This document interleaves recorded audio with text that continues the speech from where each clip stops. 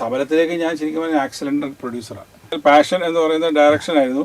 പക്ഷേ പ്രൊഡക്ഷനിലേക്ക് വന്നു. നിർമ്മാതാവിനെ സംബന്ധിച്ചിടത്തോളം ഭാരിച്ച ഉത്തരവാദിത്തങ്ങളും നല്ല പ്ലാനിങ്ങും വേണ്ട ഒരു മേഖലയാണ് സിനിമാ മേഖല. ഇപ്പോൾ താരങ്ങളുടെ ഡേറ്റ്സ് നമ്മൾ സമീപിക്കാഞ്ഞിട്ടല്ല, ഇത് ലഭ്യമാകുന്നതിൻ്റെ ബുദ്ധിമുട്ട് ഗവൺമെൻറ് തലത്തിൽ അങ്ങനെയുള്ള കാര്യമില്ല എന്നുള്ളത് അൺഫോർച്ചുനേറ്റ്ലി പറയേണ്ട വരും. ഈ ഇൻഡിപെൻഡൻറ്റ് സിനിമകൾക്ക് തിയേറ്ററുകൾ ലഭിക്കുക എന്ന് പറഞ്ഞാൽ വലിയൊരു കാര്യം. ബഹുമാനപ്പെട്ട മുഖ്യമന്ത്രിക്കും ആഭ്യന്തരമന്ത്രിക്കും സിനിമാ മന്ത്രിക്കും കൃത്യമായി റെപ്രസെൻറ്റേഷൻ കേരള ഫിലിം ചേംബറിൽ നിന്ന് പോയിട്ടുണ്ട്. അത് റിവ്യൂ ചെയ്യുക മാത്രമല്ല, അതിൻ്റെ അടിയിൽ വന്ന് പറയുന്ന കമൻറ്റ്സ് ആർക്കും എന്തും അത്രയും മോശപ്പെട്ട രീതിയിൽ വന്ന് ഈ അഭിനയിച്ച ആൾക്കാരെ അല്ലെങ്കിൽ നിർമ്മാതാവിനെ അല്ലെങ്കിൽ സംവിധായകനെ എന്തിനാണ് ഈ പറയുന്ന രീതിയിലുള്ള തെറിവിളിയും പരിപാടിയായിട്ട് ഇത് വരുന്നത്. നമ്മളൊരു ഭക്ഷണം കഴിക്കുകയാണെങ്കിൽ ആ ഭക്ഷണത്തിൽ പയറുണ്ട്, കിഴങ്ങുണ്ട്, അതെല്ലാം വേർതിരിച്ച് പറയുന്ന ഒരു പ്രവണത ഇവിടെ വല്ലതും ഉണ്ടോ? അത് മോശമാണ്. നാട്ടുകാരെ നിങ്ങളും പോയി കാണരുതെന്ന് പറയുന്നിടത്ത് ഭയങ്കര തെറ്റാണ്. കാരണം ടാക്സ് കൊടുത്ത് സെൻസർ ചെയ്ത് കൊണ്ട് പ്ലേസ് ചെയ്തൊരു സിനിമയാണ്. ആ സിനിമ അത് വളരെ സീരിയസ് ആയിട്ട് സർക്കാർ കാണേണ്ട ഒരു കാര്യമാണ്. അത് വലിയൊരു ഇഷ്യൂ ആണ്. ഇനി സർക്കാരിന് പണ്ടത്തെ റിവ്യൂസിനെ സംബന്ധിച്ചിടത്തോളം അവർ ആ റിവ്യൂ കൊണ്ട് ശമ്പളം വാങ്ങിക്കുക എന്നുള്ളതല്ലാതെ അതിനകത്ത് വേറെ മോണിറ്റൈസേഷൻ പാടില്ല. പിന്നെ നമുക്ക് മാറ്റി നിർത്തിക്കൊണ്ട് ചെയ്യുക. കാരണം ടെക്നോളജിക്കൽ അഡ്വാൻസ്മെൻ്റ് എന്ന് പറയുന്ന സാധനം ഈ കാലഘട്ടത്തിൽ നമ്മളിപ്പോൾ ഈ സിനിമയെ സംബന്ധിച്ച് എ ഐ പ്രോത്സാഹിപ്പിക്കുകയോ അല്ലെങ്കിൽ നമ്മൾ റെസ്ട്രിക്റ്റ് ചെയ്യണോ എന്ന് ചോദിക്കുമ്പം ഇവിടെ അതിൻ്റെ മറുവശത്ത് വല്ലാതെ വളർന്നു കഴിഞ്ഞു. അപ്പോൾ സിനിമ തന്നെ മൊത്തത്തിൽ മാറിക്കഴിഞ്ഞപ്പോൾ തന്നെ ആൾക്കാരുടെ ആറ്റിറ്റ്യൂഡും സമീപനവും എല്ലാം മാറിയാണ്. ഒരു നിർമ്മാതാവിനെ സംബന്ധിച്ച് ഇപ്പം ഞാനൊരു സിനിമ വന്ന് നിർമ്മിച്ചു, അൺഫോർച്ചുനേറ്റ്ലി അതും മോശമായി. പക്ഷേ എനിക്കതിന് അടുത്തതിലേക്കൊരു എത്തിപ്പെടാനായിട്ടുള്ളൊരു മാർഗം എന്നുള്ളതിൽ ഇവിടുത്തെ താരങ്ങളും ഇവിടുത്തെ ടെക്നീഷ്യൻസും സഹകരിച്ച് നിന്ന് മുമ്പോട്ട് പോയാൽ എനിക്ക് ചിലപ്പോൾ ഒരു സിനിമയും കൂടെ ചെയ്യാൻ പറ്റുന്ന വരും. ഇന്നത്തെ ഒരു താരം നാളെ ആരും ആകണമെന്നില്ല. പക്ഷേ നിങ്ങളുടെ ഈ സ്പേസിൽ നിൽക്കുമ്പോൾ നിങ്ങളോട് കൂടെയുള്ള നിങ്ങളെ വളർത്തിയിട്ടുള്ള ആൾക്കാർ ഇവിടെ ഉണ്ടെന്നും അവരെയും കൂടെ നിങ്ങൾ ക്യാരി ഫോർവേഡ് ചെയ്യണമെന്നുള്ളൊരു ചിന്ത, ഒരു ചെറിയ ചിന്ത.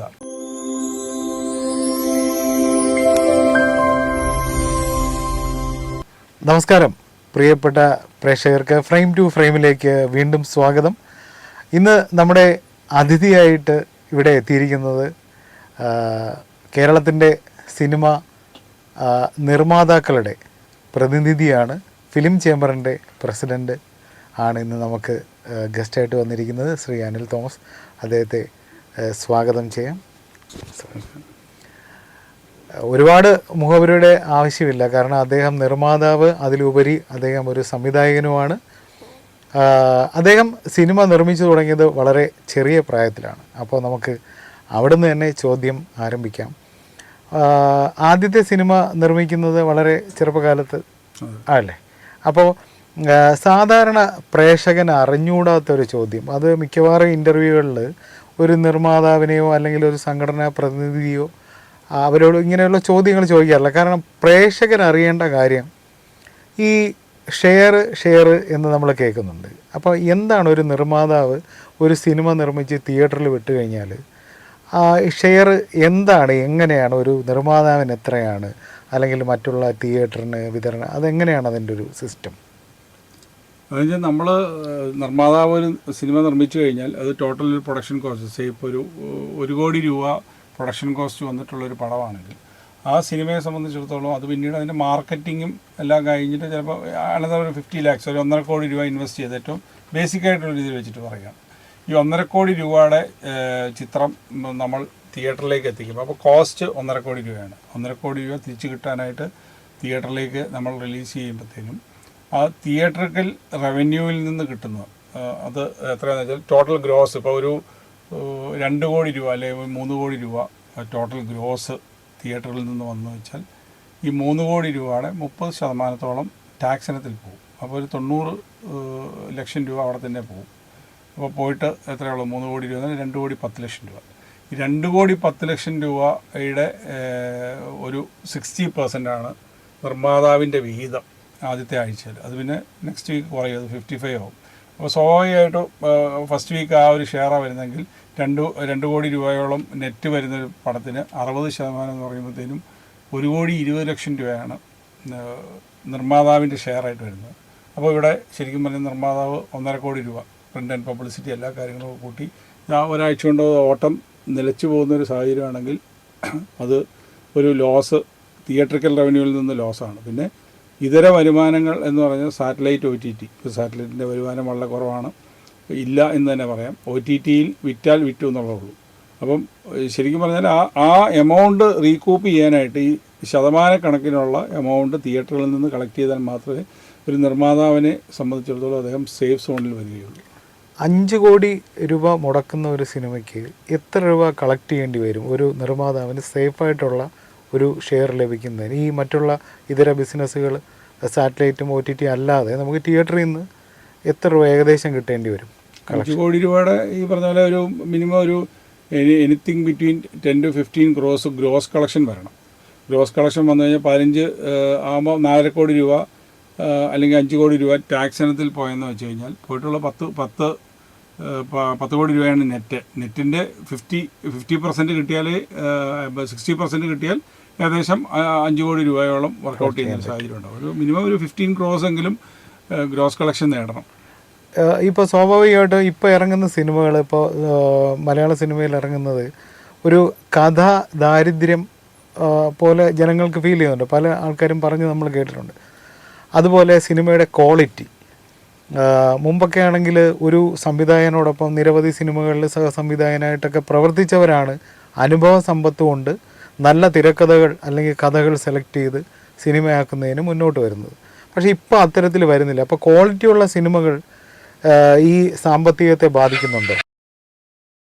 അല്ല, ക്വാളിറ്റി എന്ന് പറഞ്ഞാൽ ക്വാളിറ്റി ഉള്ളതും ഇല്ലാത്തതുമായ ഇപ്പം ഈ പുതുതലമുറയിൽപ്പെട്ട ഒട്ടനവധി ഫിലിം മേക്കേഴ്സ് നല്ല രീതിയിൽ സിനിമ ഈ പറഞ്ഞാൽ ഒരുപാട് ആൾക്കാരുടെ കൂടെ നിൽക്കാതെ തന്നെ അവരവരുടെ പെർസ്പെക്റ്റീവിൽ ഇതിപ്പോൾ കഥ എന്ന് പറഞ്ഞാൽ എനിക്ക് തോന്നുന്നത് മലയാള സിനിമയാണ് ഏറ്റവും കൂടുതൽ കഥാ ആവിഷ്കാരത്തിൻ്റെ ഭാഗത്ത് നല്ല രീതിയിലുള്ള ഇന്നോവേഷൻസിലൂടെ ഉള്ള കഥകളും കാര്യങ്ങളും എല്ലാം വന്ന് സിനിമാ മേഖലയിൽ പ്രദർശിപ്പിച്ച് വരുന്നത്.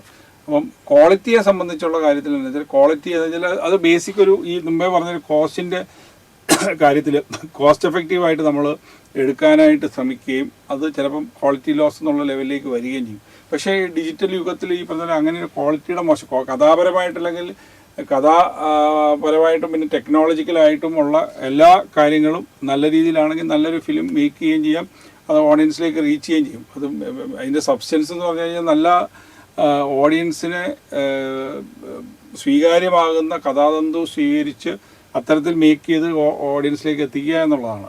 അതിൽ ഒരു ക്വാളിറ്റി എന്ന് പറയുന്ന ഒരു സാധനം ഡിജിറ്റൽ യുഗത്തിൽ അത് മെയിൻറ്റെയിൻ ചെയ്ത് പോകാമെന്നാണ്. വളരെ ലൂസായിട്ട് ചെയ്യുന്ന സിനിമകളായിരിക്കും, വേറെ ഒരു എയിമും ഇല്ലാതെ വെറുതെ സിനിമ പിടിക്കുക എന്നുള്ള ലെവലിലേക്കാണ് ഈ ക്വാളിറ്റി ലോസ് വരുന്നത്. ഇപ്പോൾ ഈ നമ്മൾ നേരത്തെ തുടക്കത്തിൽ തന്നെ സഫലം സിനിമയെക്കുറിച്ച് പറഞ്ഞു. എങ്ങനെയാണ് ഒരു നിർമ്മാതാവ്, ഇപ്പോൾ സംവിധായകനായിരുന്നു അല്ലെങ്കിൽ സംവിധാനം പഠിച്ച ആളായിരുന്നു, അപ്പോൾ എങ്ങനെയാണ് നിർമ്മാതാവിൻ്റെ ഒരു മേലങ്കി അണിയേണ്ടി വന്നത് ആദ്യം തന്നെ? സഫലത്തിലേക്ക് ഞാൻ ശരിക്കും പറഞ്ഞാൽ ആക്സിഡൻ്റൽ പ്രൊഡ്യൂസറാണ്. ഞങ്ങൾ ഫിലിം ഇൻസ്റ്റിറ്റ്യൂട്ട് കാലഘട്ടത്തിൽ നിന്ന് പിന്നീട് 90s അതിനുശേഷം എൻ്റെ കൂടെ ഇൻസ്റ്റിറ്റ്യൂട്ട് സഹപാഠിയായ അശോകാർനാഥിൻ്റെ ഒരു ഫിലിമിനെ സംബന്ധിച്ച് ഞങ്ങൾ ടേക്ക് ഓഫ് ചെയ്യുന്ന വേറൊരു കുറച്ചുകൂടെ ഒരു ബിഗർ ലെവലിലുള്ളൊരു സിനിമയായിരുന്നു. അതൊരു സ്ക്രിപ്റ്റ് ലോക്ക് ചെയ്ത് മുമ്പോട്ട് പോയപ്പോഴത്തേനും അത് നടക്കാതെ വന്നതിൻ്റെ ഒരു സാഹചര്യത്തിൽ പിന്നീട് മാടമ്പ് കുഞ്ഞിക്കുട്ടനെ കൊണ്ടൊരു സ്ക്രിപ്റ്റ് കിട്ടി, ഒരു കഥാതന്തു ഞങ്ങൾ ലോക്ക് ചെയ്ത് അദ്ദേഹം നല്ലൊരു സ്ക്രിപ്റ്റ് എഴുതി തന്നപ്പോഴത്തേനും അതിലേക്ക് വരികയും അതൊരു ബഡ്ജറ്റഡായിട്ട് നിൽക്കുമെന്ന് ഒരു സാഹചര്യം വന്നപ്പോഴത്തേനും ഞാൻ ഒരു ആക്സിഡൻ്റൽ പ്രൊഡ്യൂസർ എന്നുള്ള ശരിക്കും പറഞ്ഞാൽ പാഷൻ എന്ന് പറയുന്ന ഡയറക്ഷനായിരുന്നു. പക്ഷേ പ്രൊഡക്ഷനിലേക്ക് വന്നു. ഓഫ് കോഴ്സ് പിന്നീട് ചിത്രങ്ങൾ നിർമ്മിച്ച് തുടരുകയും ചെയ്തു. ഒരു നിർമ്മാതാവ് എന്നുള്ള ഒരു ശരിക്കും പറഞ്ഞാൽ നമ്മൾ അങ്ങനെ റിലക്റ്റൻ്റ് ഒന്നുമല്ല, എന്നാലും നിർമ്മാതാവിനെ സംബന്ധിച്ചിടത്തോളം ഭാരിച്ച ഉത്തരവാദിത്തങ്ങളും നല്ല പ്ലാനിങ്ങും വേണ്ട ഒരു മേഖലയാണ് സിനിമാ മേഖല. തീർച്ചയായിട്ടും ഈ സിനിമ നിർമ്മിച്ച സിനിമയും ദേശീയ ശ്രദ്ധ പിടിച്ചു പറ്റി ദേശീയ അവാർഡ് കിട്ടിയതാണ്. അതുപോലെ സംവിധാനം ചെയ്ത മിന്നാമിനുങ്ങ് അതും സുരഭിക്ക് മികച്ച നടിക്കുള്ള ദേശീയ അവാർഡ് കിട്ടിയിട്ടുള്ള സിനിമയാണ്. അപ്പോൾ ഈ നമ്മൾ ഒരു കമേഴ്സ്യൽ എലമെൻ്റുള്ള സിനിമകളെ സമീപിച്ചപ്പോൾ എങ്ങനെയായിരുന്നു അതിൻ്റെ?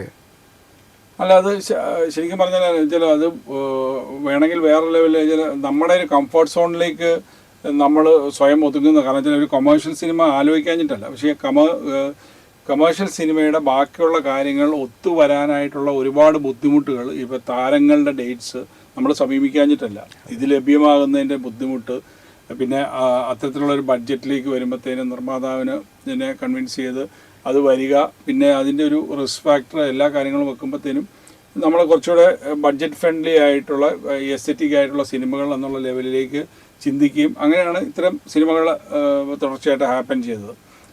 ഒരു ഫിലിം മേക്കറെ സംബന്ധിച്ചിടത്തോളം അതൊരു പേഴ്സണൽ ഫിലിം സ്പേസ് എന്നുള്ള ലെവലിലും ഈ അതിനപ്പുറത്തേക്ക് ഓഡിയൻസിലേക്ക് റീച്ച് ഔട്ട് ചെയ്യാൻ പറ്റുന്ന സിനിമകൾ നിർമ്മിക്കുകയും ഡയറക്റ്റ് ചെയ്യുകയും ചെയ്യുക എന്നുള്ളതാണ് എന്നെ സംബന്ധിച്ചിടത്തോളം ഞാൻ ചിന്തിച്ചിട്ടുള്ളത്. ഇപ്പോൾ എല്ലാ സിനിമാ മേക്കേഴ്സും ഇപ്പം ഇദ്ദേഹം സിനിമാ നിർമ്മാതാവും സംവിധായകനും ആയതുകൊണ്ട് ചോദിക്കുകയാണ്, സിനിമാക്കാർ സിനിമയുടെ വിജയവും അതിൽ നിന്ന് ലഭിക്കുന്ന സാമ്പത്തികത്തിനെ മാത്രം ലാക്കാക്കി പോകുന്നത് ഒരു വശം, മറുവശത്ത് സാമൂഹിക പ്രതിബദ്ധതയോടുകൂടി അതും കൂടെ ചിന്തിച്ചുകൊണ്ട് സിനിമയെ സമീപിക്കുന്ന സംവിധായകരുണ്ട്. ഇപ്പോൾ താങ്കളുടെ ഒരു സിനിമ ഉണ്ടായിരുന്നു, ഷാജോണും പ്രധാനപ്പെട്ട വേഷത്തിൽ അഭിനയിച്ച, ഞാൻ കണ്ട സിനിമയാണ് ഇതുവരെ. അപ്പോൾ ഇതുവരെ എന്ന് പറയുന്ന സിനിമയിൽ നമ്മൾ പ്രകൃതിയിൽ എങ്ങനെ എവിടെ നിന്ന് തുടങ്ങണം, പ്രകൃതിയെ സംരക്ഷിക്കാൻ അതിനെക്കുറിച്ച് അതിലേക്ക് ഇറങ്ങിച്ചെല്ലുന്ന ഒരു സിനിമയായിരുന്നു. അപ്പോൾ അത് സാമൂഹികമായിട്ടും ഇപ്പോൾ ഗവൺമെൻറ് തലത്തിൽ അങ്ങനെയുള്ള സിനിമയെ പ്രോത്സാഹിപ്പിക്കുന്ന ഒരു നിലപാട് സ്വീകരിക്കുന്നുണ്ടോ? ഗവൺമെൻറ് തലത്തിൽ അങ്ങനെയുള്ള കാര്യമില്ല എന്നുള്ളത് അൺഫോർച്ചുനേറ്റ്ലി പറയേണ്ട വരും. കാരണം വെച്ചാൽ നമ്മൾ അതിപ്പോൾ ഞാനെന്നുള്ളതല്ല, ഒട്ടനവധി ഫിലിം മേക്കേഴ്സ് ഫേസ് ചെയ്യുന്നൊരു പ്രോബ്ലമാണ്. ഇപ്പോൾ നമുക്ക് ഇൻ്റർനാഷണൽ ഫിലിം ഫെസ്റ്റിവലും ഇതര ഫെസ്റ്റിവൽസും എല്ലാം ഉണ്ടെങ്കിൽ ഗവൺമെൻറ്റിലായിട്ട് അത്തരത്തിലുള്ള സിനിമയ്ക്ക് സപ്പോർട്ട് തരികയും ഈ പറഞ്ഞ രീതിയിൽ സോഷ്യൽ കമ്മിറ്റ്മെൻറ്റോട് കൂടി വരുന്ന സിനിമകൾ, അതൊരു ആ പർട്ടിക്കുലർ സിനിമ ആ കാലഘട്ടത്തിന് ഒരു ആവശ്യകതയായിട്ട് തോന്നിയതായിട്ട് കൊണ്ടാണ് അങ്ങനെ ഒരു സിനിമയിലേക്ക് വരുന്നത്. അതും ഈ പറഞ്ഞ പോലെ അഗൈൻ ബ്രഹ്മപുരം മാലിന്യ പ്ലാന്റിനെ ബേസ് ചെയ്തിട്ടുള്ള ആ സമയത്താണ് ഞങ്ങൾ ഷൂട്ടിംഗ് തുടങ്ങി. കോയിൻസിഡൻ്റലായിട്ടാണ്, കാരണം ആ ഫയർ ഔട്ട് ബ്രേക്ക് എന്ന് പറയുന്നൊരു കാര്യം തന്നെ അത് വർഷങ്ങൾക്ക് മുമ്പ് 2008 ഈ ബ്രഹ്മപുരം പ്ലാന്റ് തുടങ്ങിയതിന് ശേഷം മൾട്ടിപ്പിൾ ടൈംസ് അവിടുത്തെ ആൾക്കാർ ഫേസ് ചെയ്തിട്ടുള്ളൊരു കാര്യമാണ്.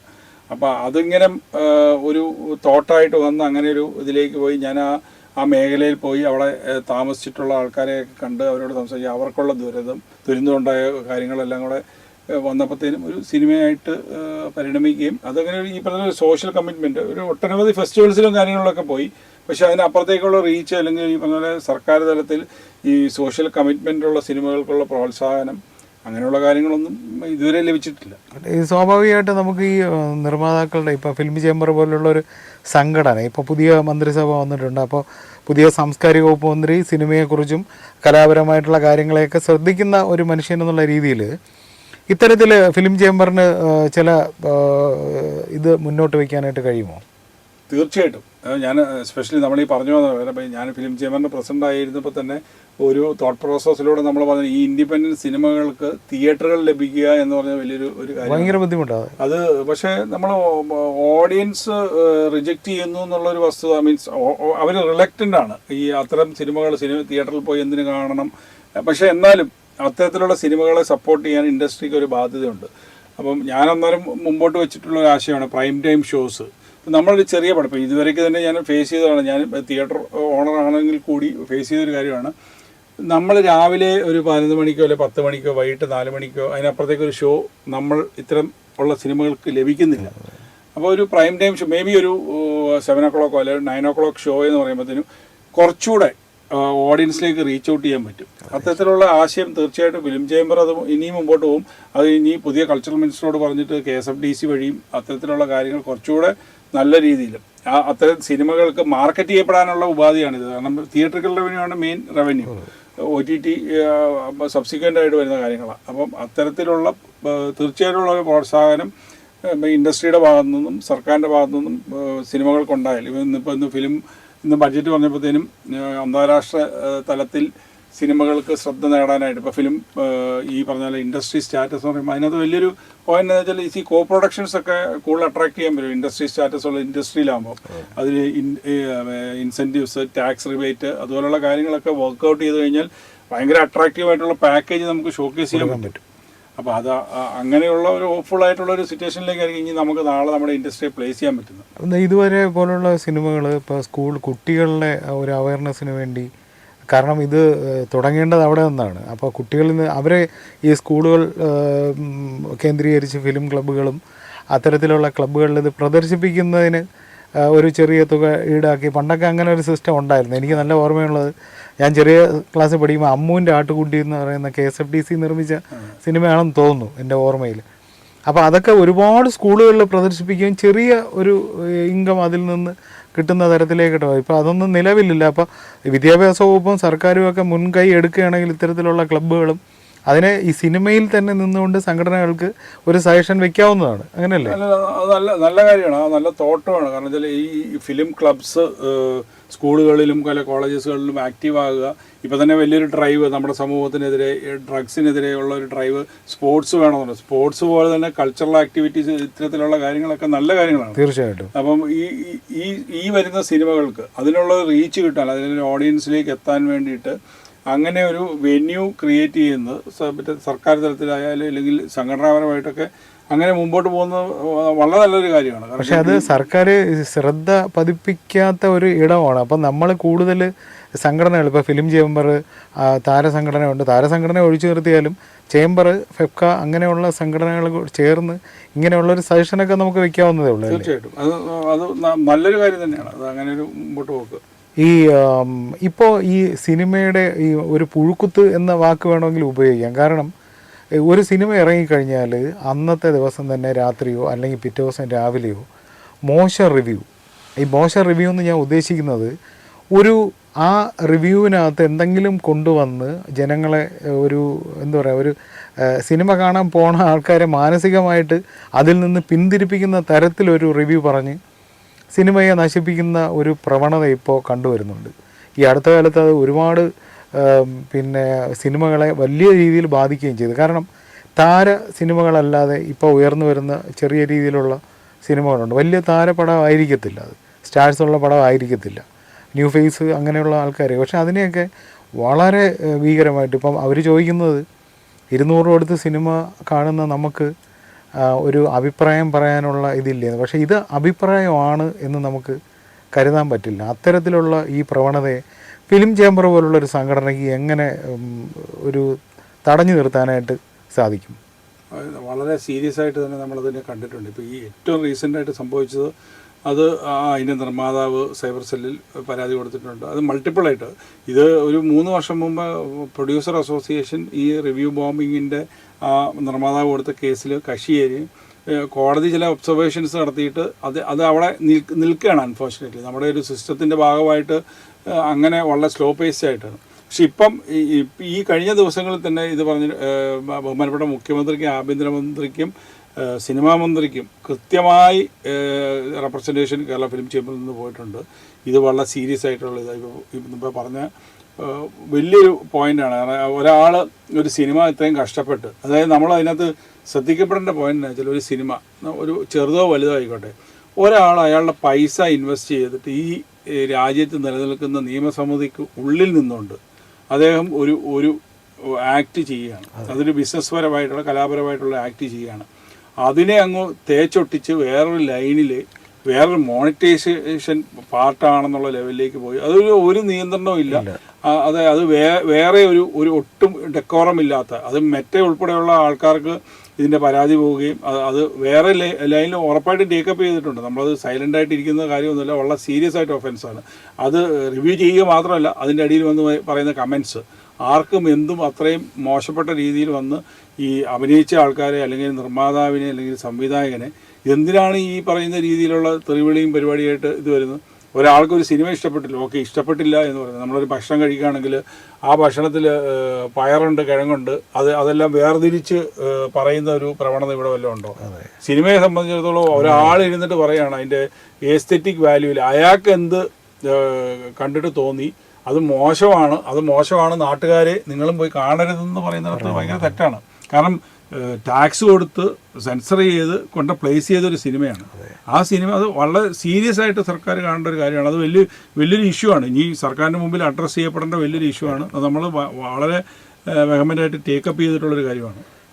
ഈ ഫിലിം ചേംബർ പോലുള്ള ഒരു സംഘടന അപ്പോൾ ഇത്തരത്തിൽ ഈ ഇപ്പോൾ സിനിമ എന്ന് പറയുമ്പോൾ അവിടെ സക്സസ്സും ഉണ്ടാവും, വലിയ രീതിയിലുള്ള പരാജയങ്ങളും ഉണ്ടാവും. കോടിക്കണക്കിന് രൂപ ഇൻവെസ്റ്റ് ചെയ്യുന്ന ചില നിർമ്മാതാക്കൾ ചിലപ്പോൾ നിരന്തരമായിട്ട് സിനിമയോടുള്ള ഇഷ്ടം കൊണ്ടും അല്ലെങ്കിൽ അടുത്ത സിനിമയെങ്കിലും വിജയിക്കണം എന്നുള്ളൊരു ഉദ്ദേശത്തോടും സിനിമ ചെയ്യുന്ന നിർമ്മാതാക്കളുണ്ട്. പക്ഷേ നിർഭാഗ്യം കൊണ്ട് ആ സിനിമകൾ പരാജയപ്പെട്ടു, അല്ലെങ്കിൽ ഇത്തരത്തിലുള്ള ചില സാമൂഹിക പ്രശ്നങ്ങൾ കൊണ്ടും ചില സിനിമകൾ പരാജയപ്പെട്ടു പോവാം.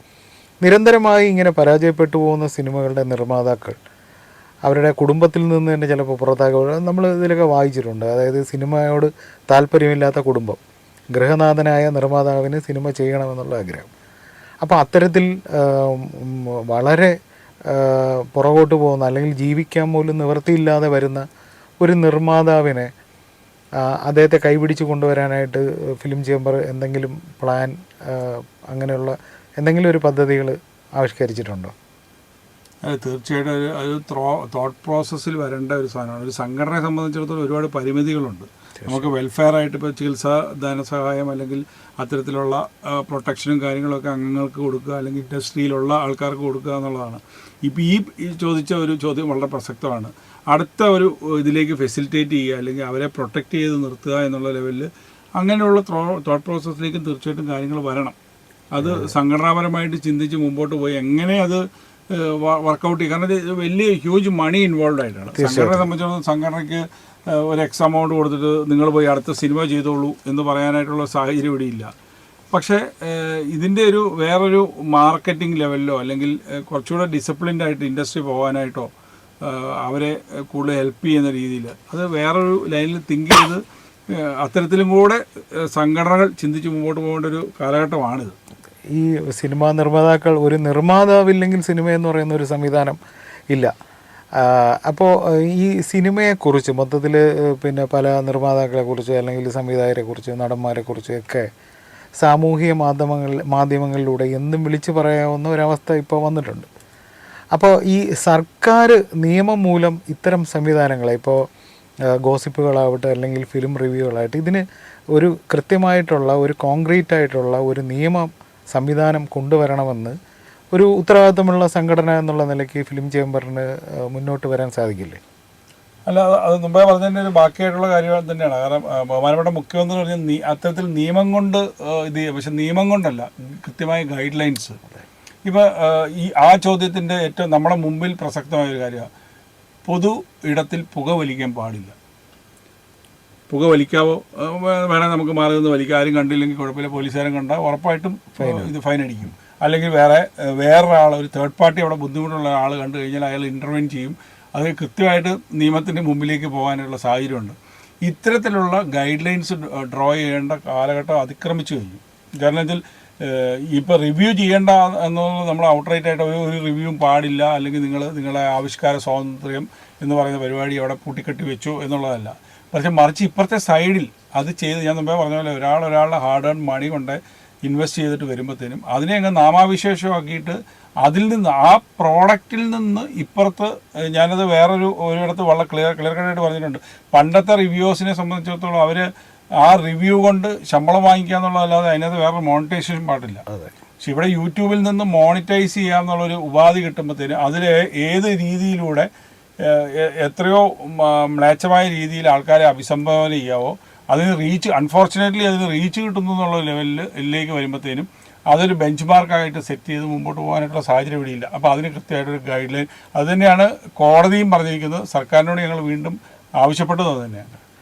ഇപ്പോൾ നമുക്കറിയാം, ആർട്ടിഫിഷ്യൽ AI എന്ന് പറയുന്ന സംവിധാനം വളരെ എല്ലാ മേഖലകളിലും അതിൻ്റെ ഒരു സാന്നിധ്യം ഉറപ്പിച്ചുകൊണ്ടേയിരിക്കുകയാണ്. സിനിമാ മേഖലയിലും ഇപ്പോൾ AI വലിയ രീതിയിൽ കടന്നു വരുന്നുണ്ട്. അപ്പോൾ നാളുകളിൽ ഈ AIയിൽ കൂടെ മാത്രം വരുന്ന സിനിമകൾ, ഇപ്പോൾ ഒരു സിനിമയിൽ സംഗീതം വേണമെങ്കിലും ചെയ്യാം, ലിറിക്സ് അത് തരും, ആക്ടേഴ്സിനെ തരും, ഫുള്ള് സിനിമയുടെ എല്ലാ A to Z കാര്യങ്ങളും AIയിൽ ചെയ്യാം. അപ്പോൾ അങ്ങനെ ഒരു സിനിമ സംവിധാനം വന്നു കഴിഞ്ഞാൽ അതിനെ എങ്ങനെ പ്രോത്സാഹിപ്പിക്കുന്ന അത് നല്ല പ്രവണതയായിരിക്കുമോ? പിന്നെ AI നമുക്ക് മാറ്റി നിർത്തിക്കൊണ്ടും ചെയ്യാം. കാരണം ടെക്നോളജിക്കൽ അഡ്വാൻസ്മെൻ്റ് എന്ന് പറയുന്ന സാധനം ഈ കാലഘട്ടത്തിൽ നമ്മളിപ്പോൾ ഈ സിനിമയെ സംബന്ധിച്ച് AI പ്രോത്സാഹിപ്പിക്കുകയോ അല്ലെങ്കിൽ AI നമ്മൾ റെസ്ട്രിക്റ്റ് ചെയ്യണോ എന്ന് ചോദിക്കുമ്പം ഇവിടെ അതിൻ്റെ മറുവശത്ത് AI വല്ലാതെ വളർന്നു കഴിഞ്ഞു. ഇപ്പം ഗെയിംസ്, കുട്ടികൾ കളിക്കുന്ന ഗെയിംസിൽ AI ടൂൾസ് ഉപയോഗിച്ച് കൃത്യമായിട്ട് ഇൻട്രാക്റ്റീവ് ആയിട്ടുള്ള ഗെയിംസും കാര്യങ്ങളും എല്ലാം ഇവിടെ വന്നു കഴിഞ്ഞു. അപ്പം അതിനോട് കമ്പീറ്റ് ചെയ്താണ് ഇപ്പോൾ സിനിമ നിൽക്കേണ്ടത്. അതായത് ഒരു സ്റ്റോറി തന്നെ നറേറ്റ് ചെയ്ത് കൃത്യമായിട്ട് AIയിൽ നിന്ന് കിട്ടി അത് ജനറേറ്റ് ചെയ്ത് ഇൻട്രാക്റ്റീവായിട്ട് കാര്യങ്ങൾ പോകാമെന്നുള്ള ഒരു സാഹചര്യത്തിലാണ് ഇന്ന് നിലനിൽക്കുന്നത്.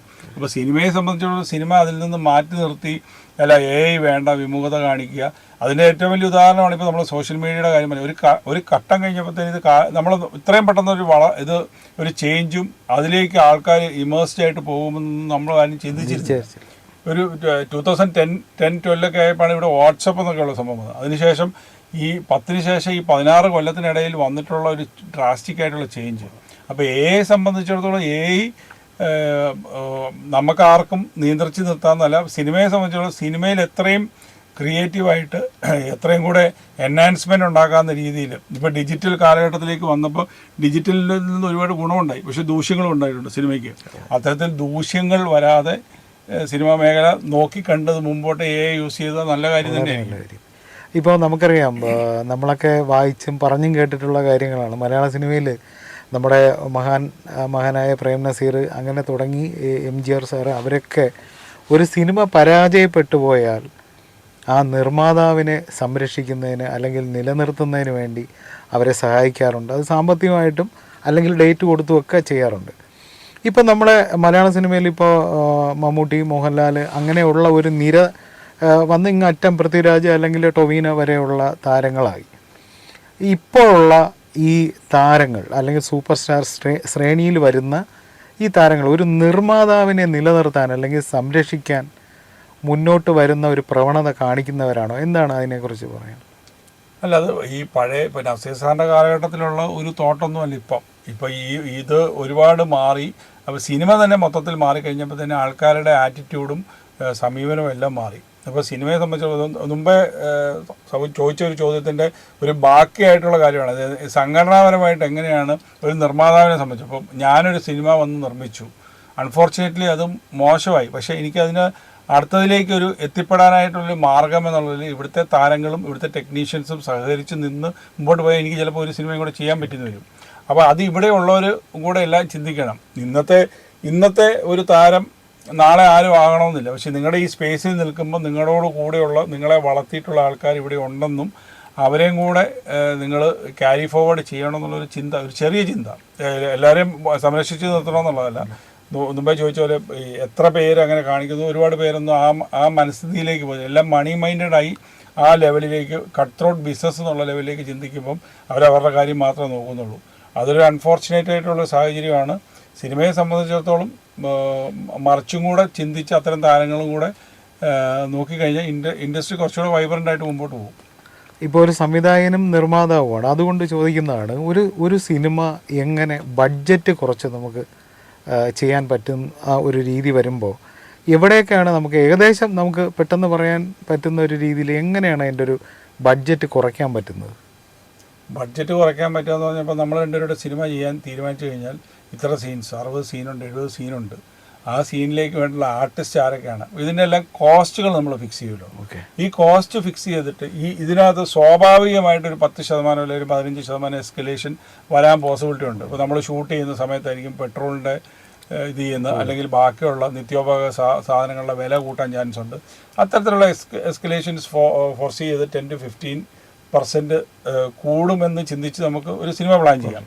പക്ഷേ ഇവിടെ സംഭവിക്കുന്ന അതല്ല. ഒരു സിനിമ പിന്നെ ഒരു 1 ഷോട്ടിൽ സിനിമ തീർക്കുക എന്നുള്ളത്. അപ്പോൾ നമ്മൾ 30 to 40 ഡേയ്സാണ് പ്ലാൻ ചെയ്തിട്ട് ഒറ്റ ഷെഡ്യൂളിൽ പടം തീർക്കുക. അത് തീർത്തില്ലെങ്കിൽ ഇത് ബ്രേക്ക് ചെയ്ത് പോയി കഴിഞ്ഞാൽ ഉണ്ടാകുന്ന പ്രശ്നം എന്ന് വെച്ചാൽ വീണ്ടും കോസ്റ്റ് കൂടും. ഒരിക്കൽ പാക്കപ്പ് ചെയ്തിട്ട് ഒരു ഷെഡ്യൂളായി കഴിഞ്ഞാൽ അടുത്ത ലെവലിലേക്ക് പോയി കഴിയുമ്പോഴത്തേനും അതിൻ്റെ ഒരുപാട് ഭാഗങ്ങൾ ചിലപ്പോൾ നമ്മൾ കൂട്ടിയാൽ കൂടാതെ വരും. അപ്പം ഇത് കോസ്റ്റ് എഫക്റ്റീവായിട്ട് ചെയ്യണമെന്നുണ്ടെങ്കിൽ ഒന്ന് നമ്പർ ഓഫ് ഡേയ്സ്, പിന്നെ കൃത്യമായ പ്ലാനിങ് എന്ന് പറഞ്ഞു കഴിഞ്ഞാൽ ഒരു ദിവസം ഇപ്പം കോൾ ഷീറ്റ് ഫിക്സ് ചെയ്ത് ഇപ്പം രാവിലെ അല്ലെങ്കിൽ 12 hour കോൾ ഷീറ്റാണ്. ഈ 12 hour കോൾ ഷീറ്റിനകത്ത് നിന്നുകൊണ്ട് എത്ര സീൻ ഇത് ചെയ്യാം, അത് മൾട്ടിപ്ലൈ ഇത്ര ഡേയ്സിലേക്ക് എന്ന് പറഞ്ഞു കഴിഞ്ഞാൽ അതിൽ നിന്ന് ആ പർട്ടിക്കുലർ ഡേയിൽ നിന്ന് ഓവർ ഷൂട്ട് ചെയ്ത് കഴിഞ്ഞാൽ നമ്മൾ നോക്കേണ്ടത് മിനിമം 4 to 5 ലക്ഷം രൂപ ഒരു ദിവസം അഡീഷണൽ കോസ്റ്റ് വരിക. ആ കോസ്റ്റ് അഡീഷണൽ ബെയർ ചെയ്ത് നമ്മൾ മുമ്പോട്ട് പോകുമ്പോൾ ഇത് എവിടെ നിന്ന് റിട്ടേൺ കിട്ടും എന്നുള്ള ഉൾപ്പെടെയുള്ള കാര്യങ്ങളുണ്ട്.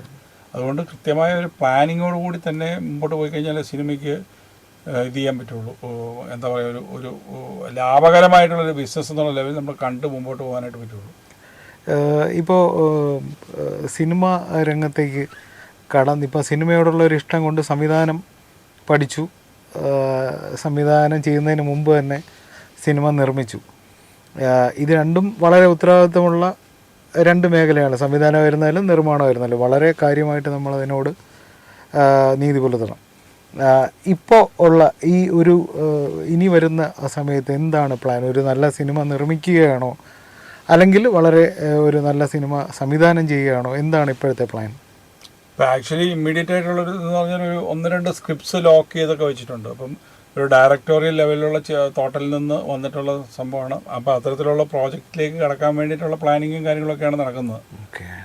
അപ്പോൾ ഇപ്പോൾ പുതിയ സംവിധായകരെക്കുറിച്ച് ഈ അടുത്ത കാലത്ത് ഒരുപാട് സിനിമ എക്സ്പീരിയൻസ് ഇല്ല, അവരുടെ ചിന്തകൾ എങ്ങനെ നല്ലൊരു സിനിമയാക്കാം എന്ന് ചിന്തിക്കുന്ന ഒരുപാട് ചെറുപ്പക്കാരായ ആൾക്കാരുണ്ട്. അപ്പോൾ അവരെ എങ്ങനെയാണ് നോക്കിക്കാണുന്നത്? അവരെ പ്രോത്സാഹിപ്പിക്കുന്ന തരത്തിൽ ഈ ഫിലിം ചേംബറോ അല്ലെങ്കിൽ സംഘടനയോ മുന്നോട്ട് വരും എന്നുള്ള ഒരു തീരുമാനത്തിലോട്ടൊക്കെ വരാൻ പറ്റുമോ?